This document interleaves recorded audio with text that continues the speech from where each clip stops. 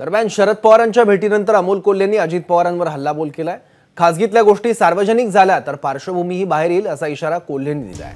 शिवाय जो दरारा दादा आमच्यावर दाखवतात तोच त्यांनी केंद्रासमोरही दाखवावा असंही ते म्हणाले।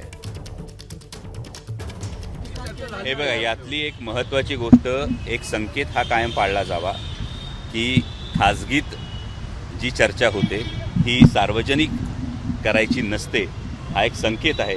त्यामुळे आपण ज्या गोष्टी म्हणतात, माझ्या वरिष्ठ नेत्यांबरोबर जर मी खासगीत काही चर्चा केली असेल तर त्यांनी जरी ती काही प्रमाणामध्ये सार्वजनिक केली असली तरी माझ्यासारख्या लहान कार्यकर्त्यांनी ती खासगीतली चर्चा सार्वजनिक करणं योग्य ठरणार नाही।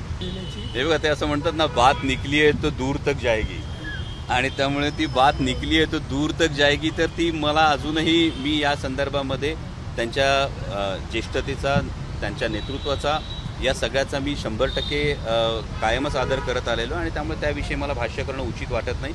मला वाटतं ते जर प्रेम असेल तर मी आदरणीय दादांना हीच विनंती करतो की आपण केंद्र सरकारकडे आग्रही ठामपणे ही मागणी करावी की आमचा कांदा उत्पादक शेतकरी संकटात आहे, तात्काळ निर्यात बंदी उठवा। दादांचा दरारा, दादांच्या आवाजाचा दरारा सगळ्यांना ठाऊक आहे, तर केंद्र सरकारलाही दादांनी तसाच दरारा दाखवावा आणि आमच्या कांदा उत्पादक शेतकऱ्याला जो अडचणीत आलेला आहे ही निर्यात बंदी तातडीने उठवावी।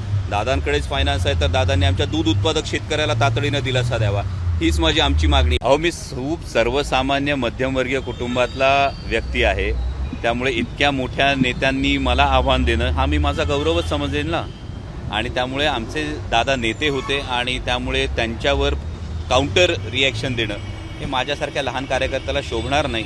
त्यांच्याविषयी कायमच एक आदर मनात आहे आणि तो तसाच व्यक्ती म्हणून हा आदर राहील। राजकीय भूमिका आता बदलल्यामुळे दादांचं तसं काही विधान असेल तर मी स्वतः त्यांना भेटून हे समजून घेईल त्यांच्या काय।